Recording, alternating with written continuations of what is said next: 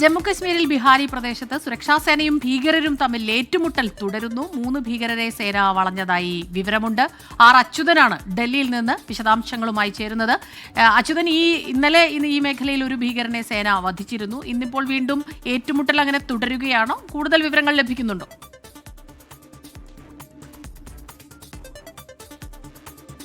ജമ്മു കാശ്മീരിലെ ബിഹാലി മേഖലയിൽ ഭീകര സാന്നിധ്യം സുരക്ഷാ സേന തിരിച്ചറിയുന്നത്. തുടർന്ന് ഈ ഭീകരർക്കായി സേന തെരച്ചിൽ നടത്തുകയും അത് ഏറ്റുമുട്ടലിലേക്ക് എത്തുകയുമാണ് ഉണ്ടായത്. ഇതിൽ ഒരു ഭീകരനെ സുരക്ഷാ സേന ഇന്നലെ വധിച്ചിരുന്നു.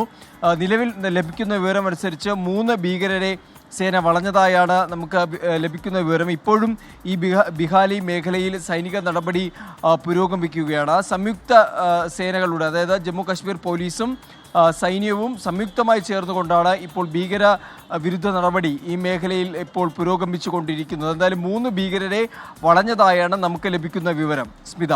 ശരി. അച്യുതൻ ഡൽഹിയിൽ നിന്ന് ഈ വാർത്തയുടെ വിശദാംശങ്ങളുമായി ചേരുകയായിരുന്നു.